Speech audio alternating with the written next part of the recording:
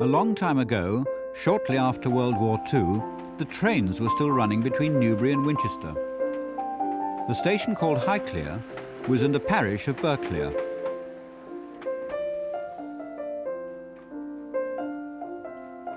We were getting back to normal after all the restrictions of wartime. I remember it all so well.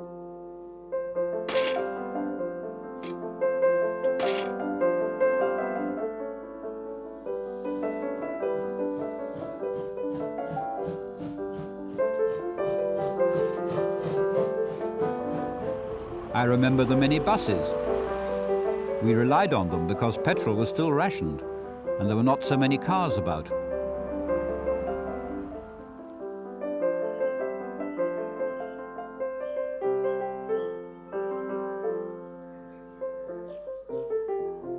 Burghclere and Newtown between them cover a wide area. This is Yeoman's Lane on Burghclere Common.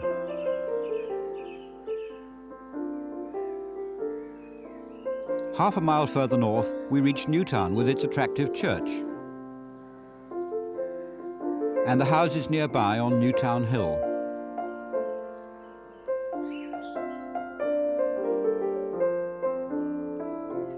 What I remember best, perhaps, are the folk, the true heart of village life.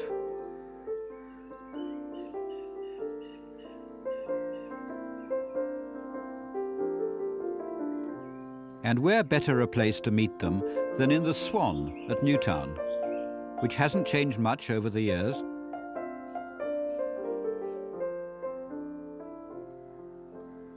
About 3 miles away, back at Burghclere, Earlston Manor Farm, which was involved in a war of a different era, the Civil War, when Roundheads and Cavaliers had a skirmish, so it is said, before the Battle of Newbury.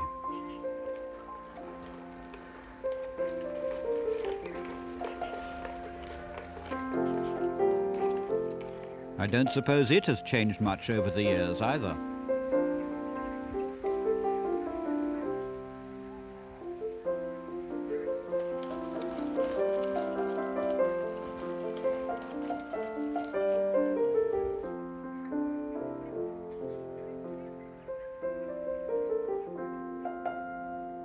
The old barn at Mr. Gent's farm, and reflected in the pond opposite, Old Burghclere Church, a fine 12th century building with lingering touches of late Norman.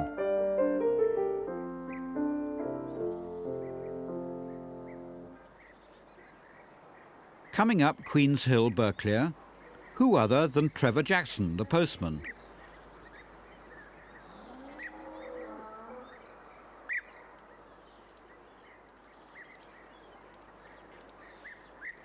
Later on, he took to driving a van. These were the early days.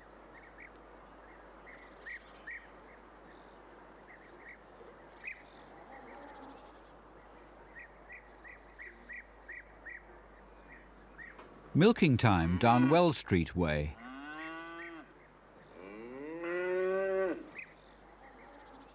Henry Palmer, who delivered our milk. And his neighbour, Mrs. Green.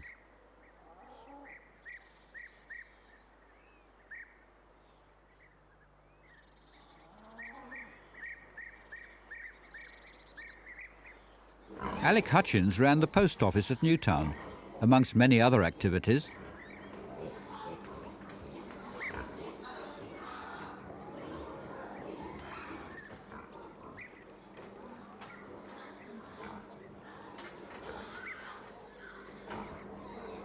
During the war, a German bomb landed on the pigsty they had then, unhappily for the pigs at the time.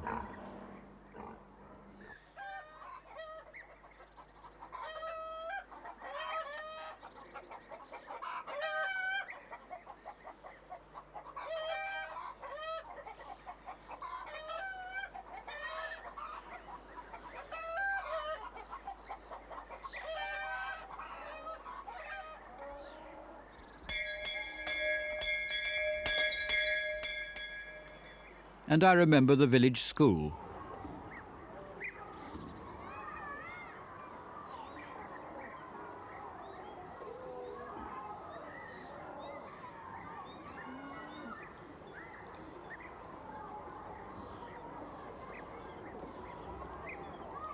Mr. Culling, the headmaster, was a kindly man, but he kept firm discipline at all times.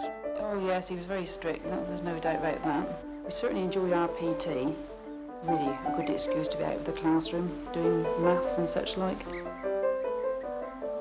I can tell you quite a bit about some of these people. Surprisingly, quite a few of them still live around the area.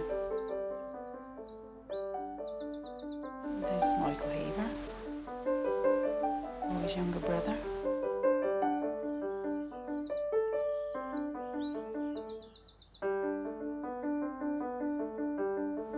Of course, this is where the old people's bungalows are now, the Alphington Close.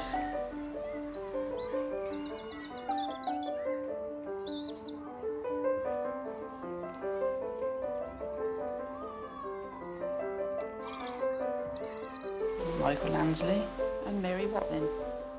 Surprising how many of them still live around the area. Well, she was a lovely lady, Mrs. Culling.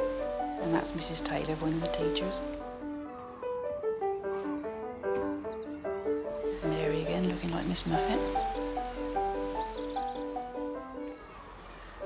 I don't remember that lad. And there's Monty. Used to love him when he came around the classroom. That's Mrs. Taylor's daughter. She was seconded to Berkeley and used to travel up every day on the train from Sutton, Scotland.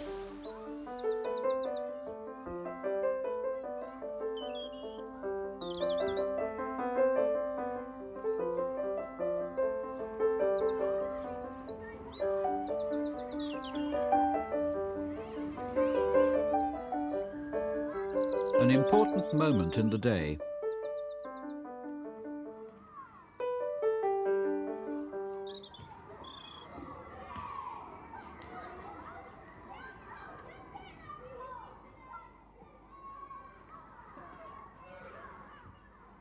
Food was still rationed, and the school lunch was in addition to the ration.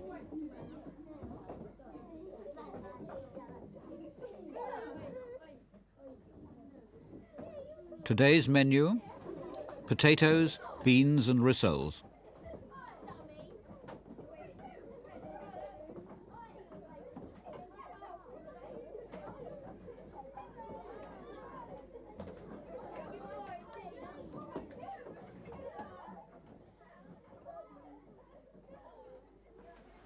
This young lady's living in America. There's Anne Brown, and there's myself.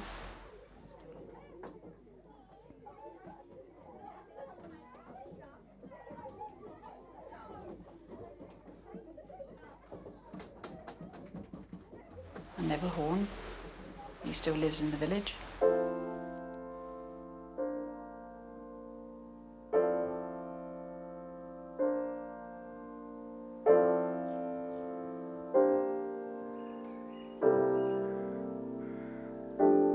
Monty the cat was named after the famous field marshal of the time.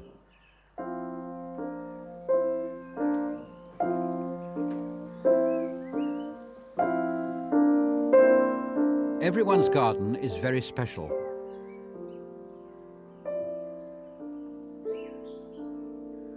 As Rudyard Kipling wrote, "The glory of the garden lies in more than meets the eye."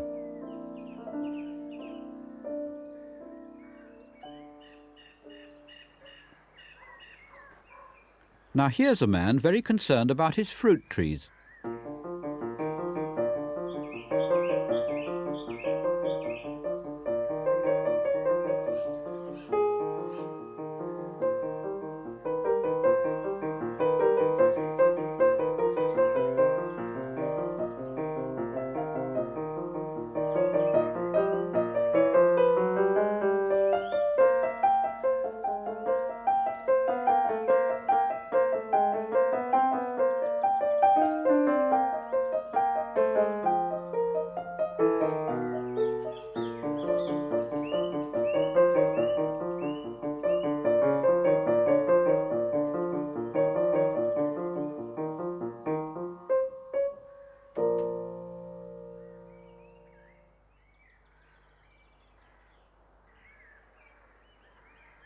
There was a chap called Bentley, who opened his garden to the public from time to time. What a pleasure that was, visiting Quarry Wood.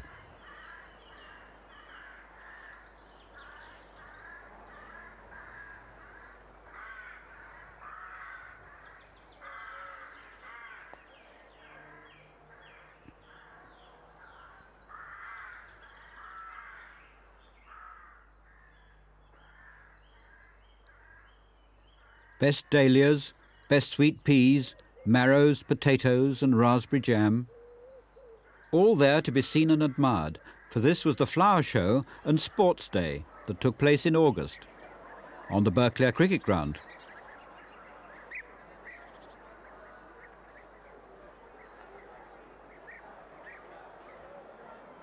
And the energetic youngsters show their athletic skill.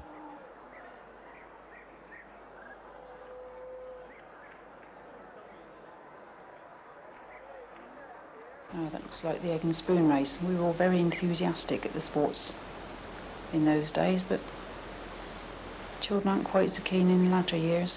It was a good family day out, that's, you know, everybody participated.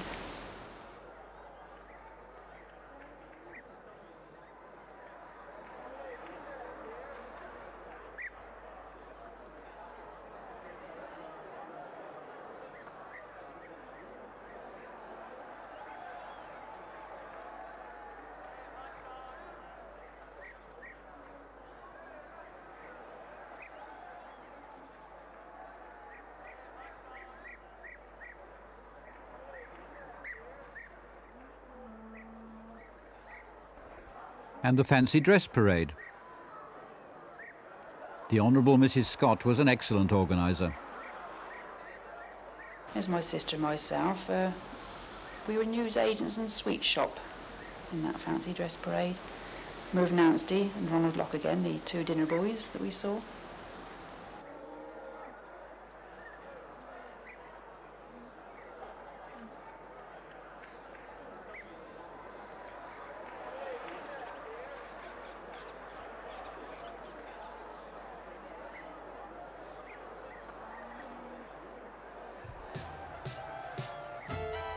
The Sea Cadets, drums and bugles from Newbury.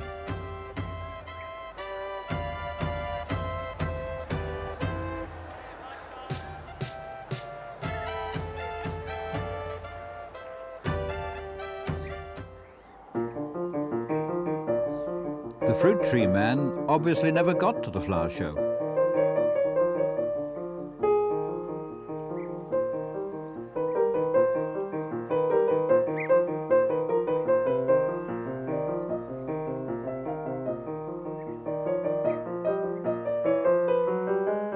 I remember cricket matches on Sunday afternoons and delicious teas prepared by wives and friends.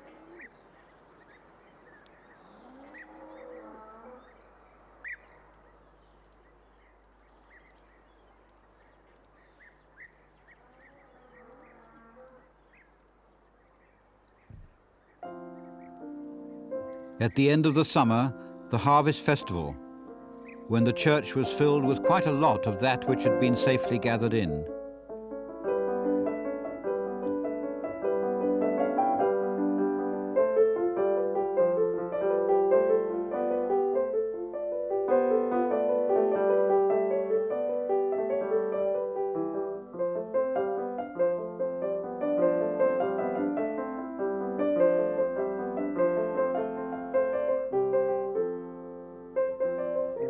Burclere Church has long since lost its spire, and probably most of the congregation of those distant days,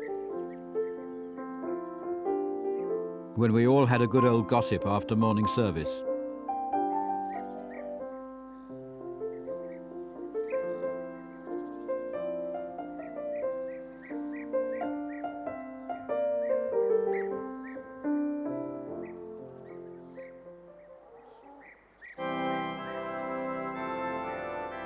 There were other sad services too, when we remembered our relations and friends who were only recently lost in the war, and indeed in the war before that.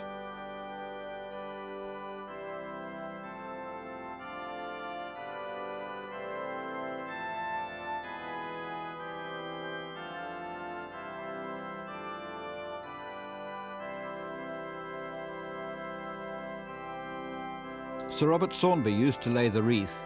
He was second in command to Bomber Harris a few years earlier.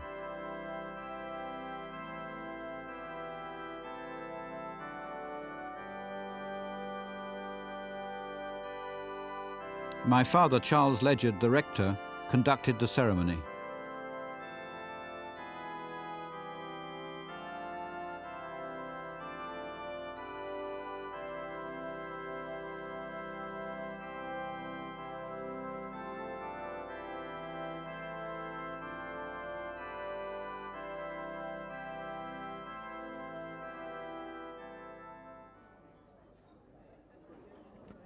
There was a parish tea.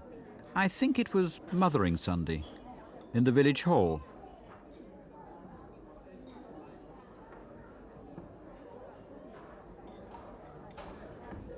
Mr. and Mrs. Annals were amongst the oldest inhabitants.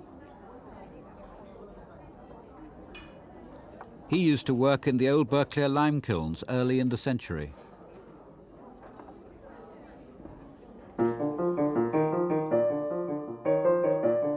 Henry Game, the fruit tree man, now has wasps to contend with.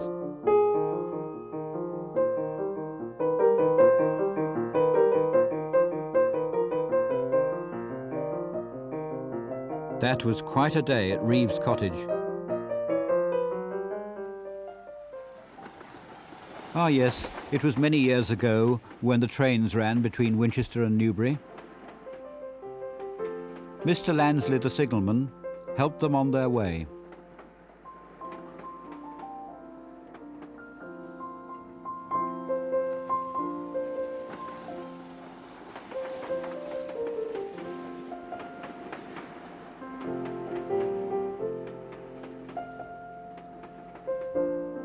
Though Berkeley and Newtown life carries on as busily as before, I don't think it's really been quite the same since the train has disappeared.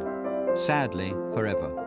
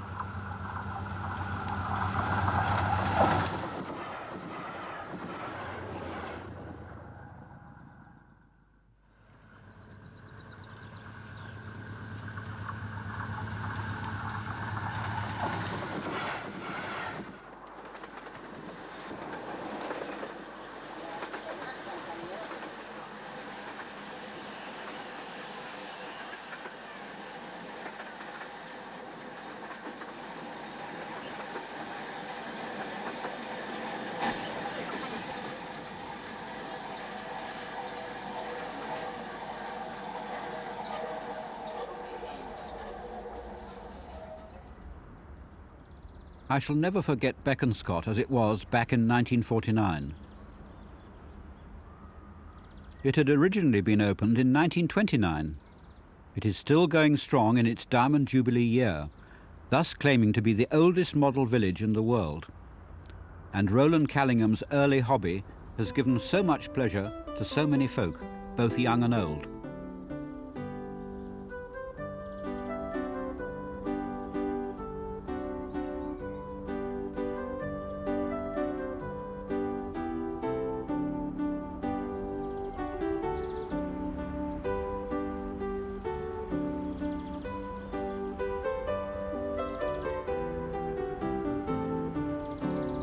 The company that runs Beaconscott is managed by the Church Army, and all surplus money goes to charity.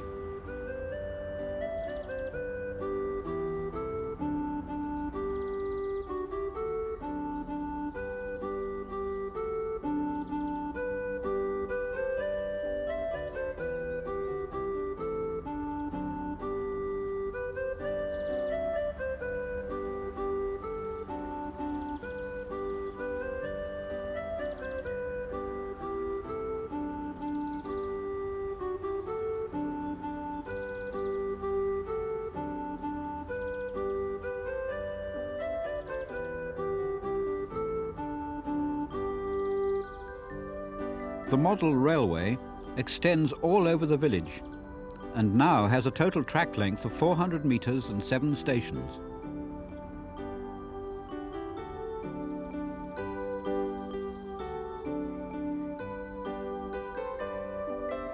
The trains come off the line from time to time, but no one gets hurt and it's all just great fun.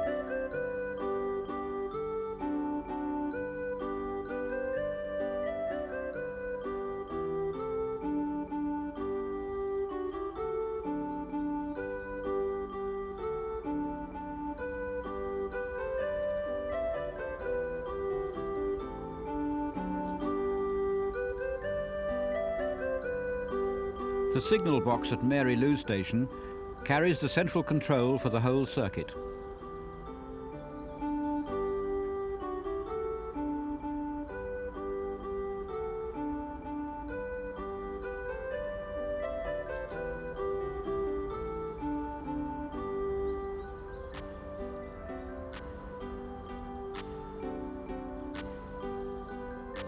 There are occasional hazards of an unexpected nature, such as a cow on the line.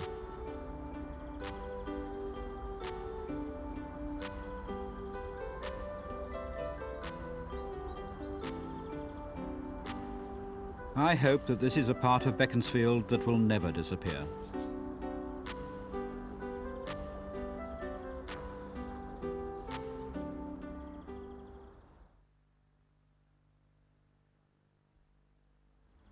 The town really did laze in the sun in those distant days when petrol was rationed and traffic was light. As the guidebook says, Beaconsfield, residential town in Buckinghamshire, England, 10 miles from Windsor and 23 miles from London. It is noted as the home of Edmund Waller the poet, Edmund Burke and G.K. Chesterton.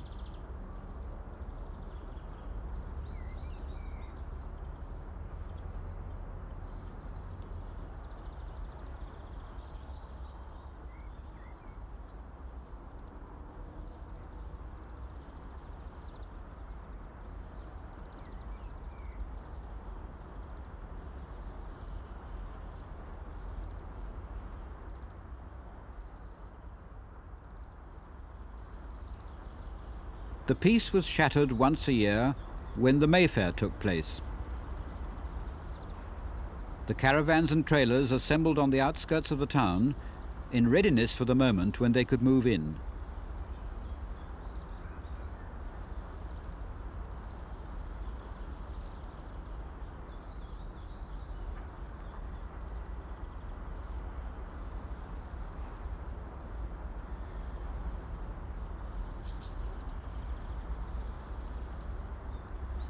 A charter fair, it was established as an annual event way back in the 17th century.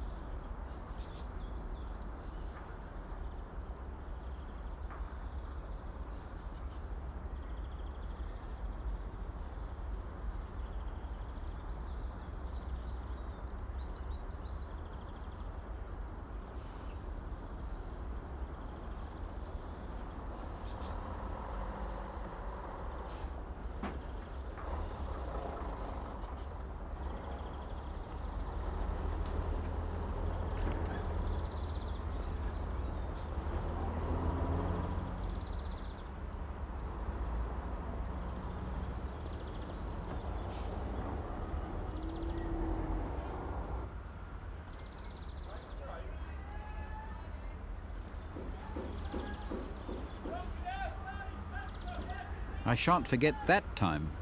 I had lodgings in the High Street. They started setting up their stalls outside my bedroom window.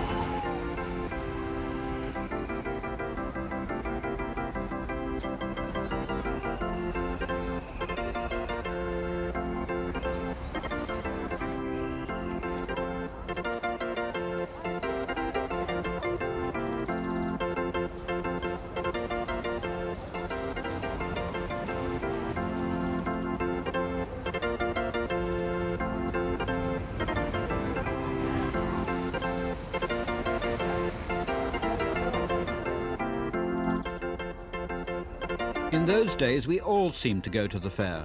Life was less hectic, and this was a big event.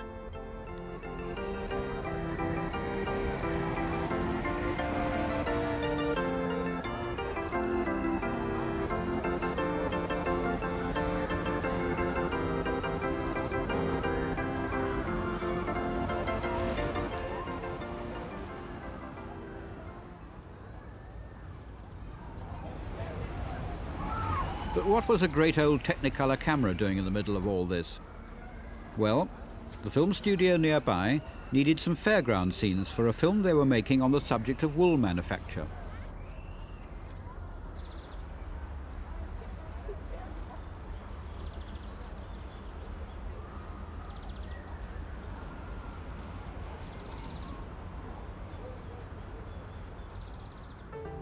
The film was devised in the form of a ballet, with music by Alan Rawsthorne, and was called The Dancing Fleece.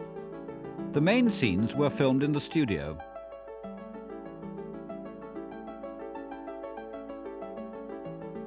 The male lead was played by Harold Turner.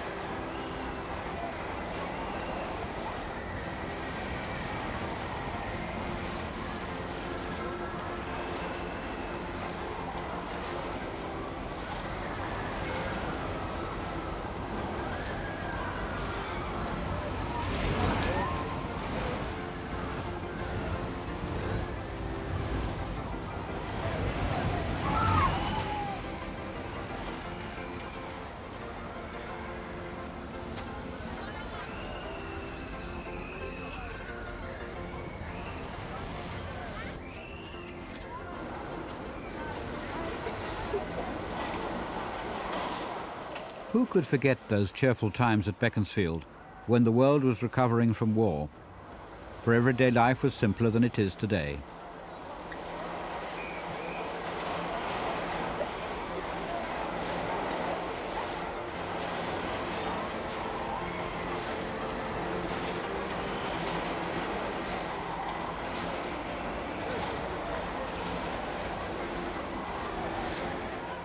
Those of us who enjoy remembering can look back with pleasure and nostalgia.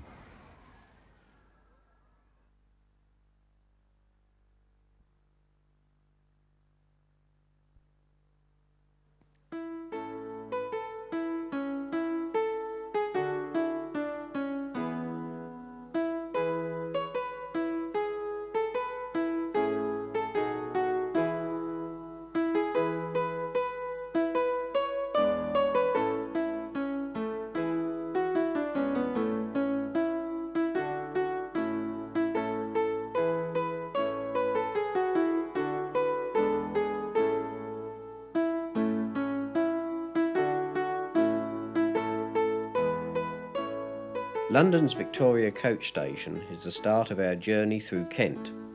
From here we will follow the old Roman road through the suburbs to Rochester, Canterbury and Dover.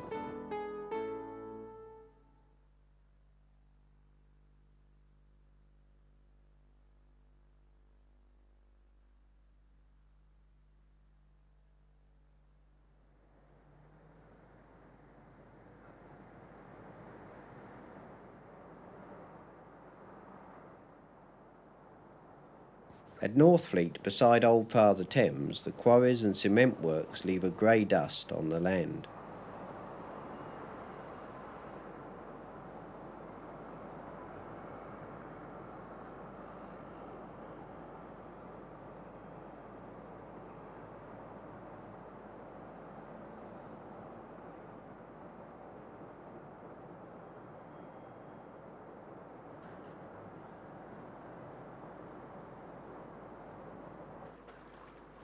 The River Medway separates the Kentish men of the west from the men of Kent in the east.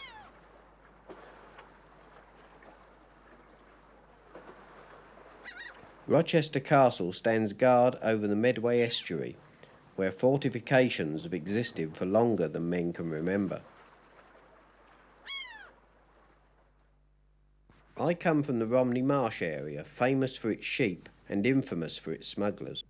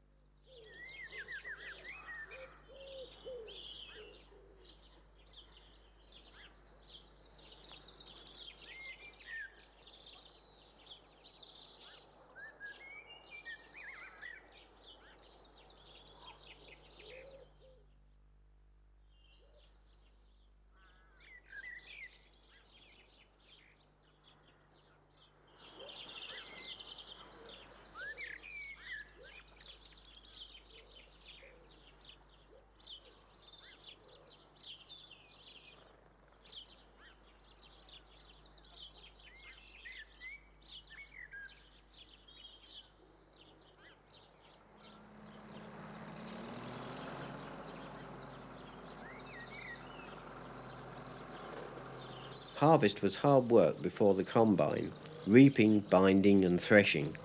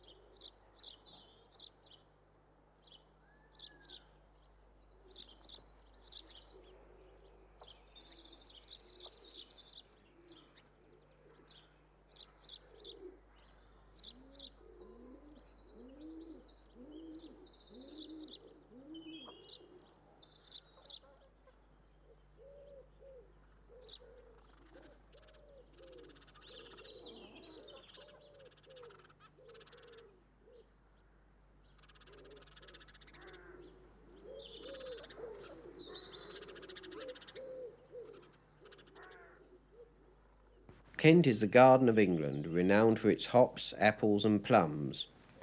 When it comes to harvest time, there was a large influx of pickers from the south and east of London. To them, picking was a holiday, some holiday working throughout the daylight hours. You lived on site and there was a strong sense of community, whole families working together.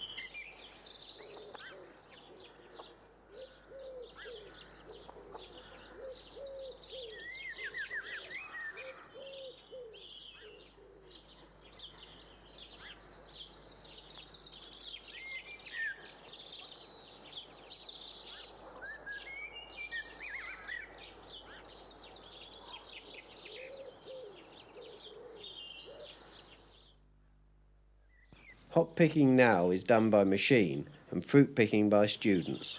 It's not the same at all.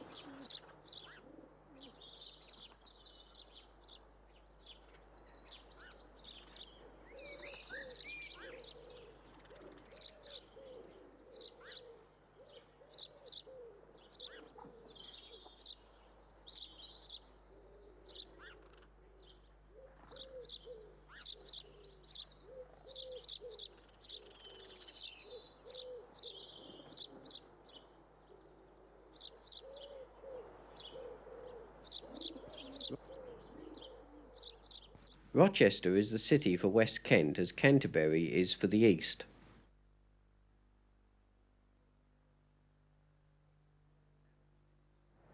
Here the narrow city streets are dominated by the cathedral, a setting for so many episodes in the history of England.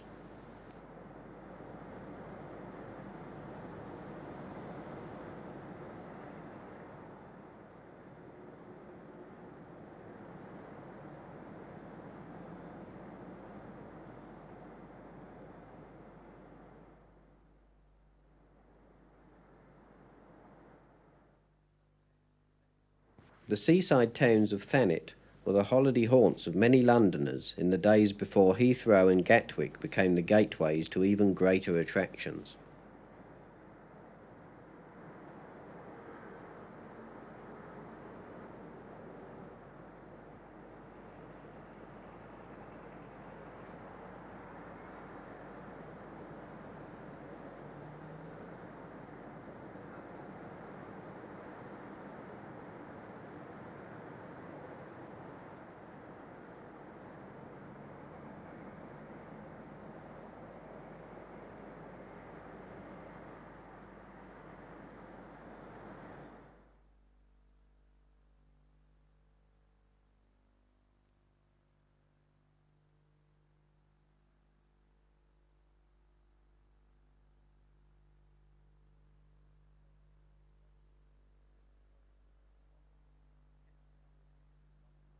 Kent's coalfield, a blot on the landscape, had its own community of mining families that came from the north and brought their traditions, customs and dialect.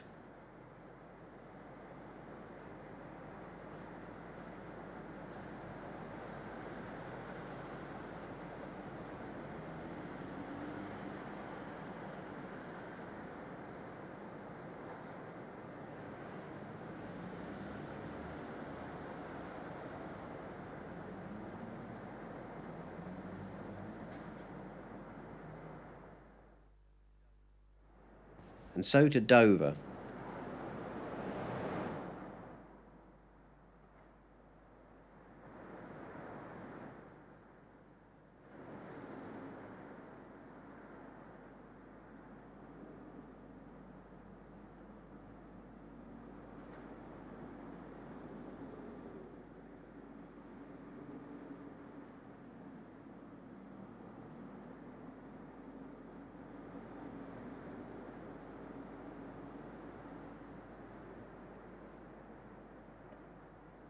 In the age of the steam packet, Dover was built up by the railways to provide a link with Europe.